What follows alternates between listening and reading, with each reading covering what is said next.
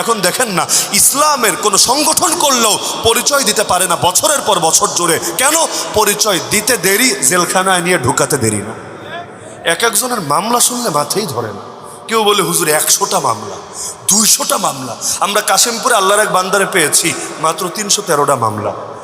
আমার এক মামলা নিয়ে আমার জিন্দগিতে আসবাতে 1 বছর জেল খাটলাম, 3 বছর হাজিরা দিলাম। আরে জীবন বরবাদ। 313 মামলা, বছরে দিন কয়টা? ওর যদি এক এক মামলা এক একদিন হাজিরা দেওয়া লাগে, জীবনে আর কিছু বাকি থাকবে? তো সব মামলা তো এক জায়গায় না, একটা ঢাকা, একটা সিলেট, একটা চিটাগাং, একটা কুমিল্লা, একটা খুলনা। ওর আর জীবনে কিছু করে খাওয়া লাগবে না, হাজিরা দিতে দিতে দিতে বাকি জীবন শেষ হবে। এগুলো হয়েছে নাকি হয় নাই? হয়েছে নাকি হয় নাই? এমন কি সবচাইতে বেশি, এটা বলে আলোচনা শেষ করব, সবচাইতে বেশি আপনারা এখন সতর্ক হন আউল বাউল লালনের ইসলামের ব্যাপারে। এই যে ময়মনসিংহে একটা ভাস্কর্য ভেঙেছিল, আপনাদের মনে আছে হয়তো, ভাঙে নাই? এটা গিয়ে দেখেন নতুন করে সম্ভবত সংস্কার করেছে। আমার দেখার তৌফিক হয়নি, তবে পত্রিকায় আমি খবর পড়েছি নতুন করে নাকি সংস্কার করেছে, আপনাদের বিরুদ্ধে প্রতিবাদ করেছে। কেন হাত দিল এটার গায়ে? আরে আলেম ওলামা মরে যায়, তাওহীদ জনতার বুকে গুলি চলে, এগুলো নিয়ে আফসোস নাই। এমনকি এই জুলাই আন্দোলনে কয়জন শহীদ হয়েছে আজও তালিকা নাই, তালিকা নাই। শহীদের রক্তের মূল্যায়ন নাই। 18,000 আহত হয়ে পড়ে আছে, খবর নাই। কারো চোখ গেছে, কারো হাত গেছে, কারো পা গেছে, কেউ জীবনটা কোরবান করে ফেলেছে। বাকি জীবন তাকে অন্ধকার দুনিয়া মানে না দেখে দেখে কাটিয়ে দিতে হবে। আর এই 18,000 আহত রোগীর খবর নাই, সেবা নাই, শুশ্রূষা নাই, খেতে পারছে নাকি পারছে না এগুলো নিয়ে টেনশন নাই। ওরা আছে কয় টন ইলিশ পাঠাবে ইন্ডিয়ারে, মোদিজির মুখে কেমনে একটু হাসি ফোটাবে, এই সমস্ত শয়তানের ভণ্ডামি। ত্রাণের টাকা নিয়ে পর্যন্ত ব্যাংক অ্যাকাউন্টে রেখে দিয়েছে, খাবার যা দিয়েছে মানুষ এমনি নষ্ট হচ্ছে। তোমার অ্যাকাউন্টে রাখার জন্য মানুষের ঠেকা পড়েছে টাকা দেওয়ার জন্যে। বিশ্বাস ধীরে ধীরে ধীরে নষ্ট হচ্ছে। ক্ষমতা জিনিসটাই কেন জানি এমন, ভালো মানুষেরও খারাপ বানিয়ে ছাড়ে, মানুষেরও ধীরে ধীরে অমানুষে পরিণত করে ছাড়ে। এই যে এবার ধর্ম উপদেষ্টা হওয়ার জন্য আমাদের শেখ আহমদুল্লাহর কাছে প্রস্তাব এসেছিল না, অনেকেই তো জানেন। রহস্যটা আমরা ওই সময় ফাঁস করেছিলাম, উনি তো বলতেও চান নেই। ওই সময় উনি যান নাই ক্ষমতায়, অনেকে খুব এটা নিয়ে মানে আফসোস করেছে, হায় গেলে কত ভালো হতো, গেলে দেশ এই হতো সেই হতো।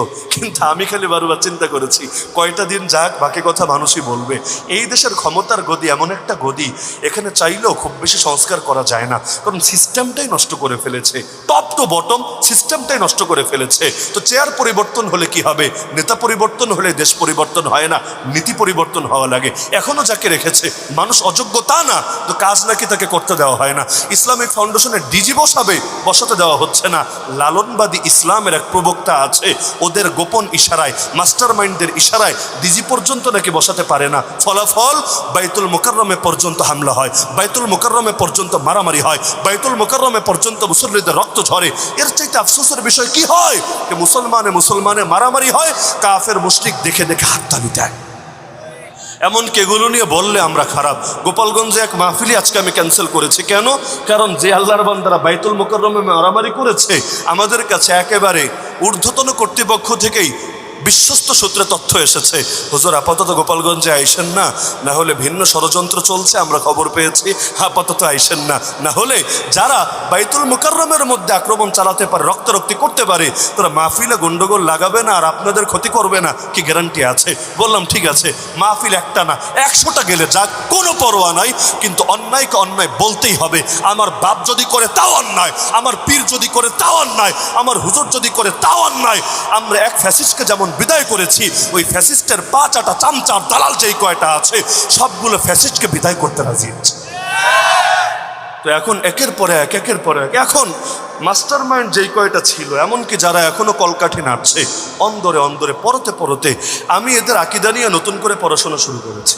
যারা কি ভাবে বা কি চায় কি করে, এক একদিন এক একটা থিওরি সামনে আসে, আমার মাথার উপর যেন আসমান ভেঙে পড়ে।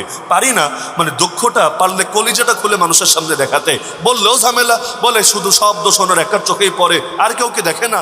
আরে ভাই দেখলেও যদি কেউ না বলে কি বলার আছে?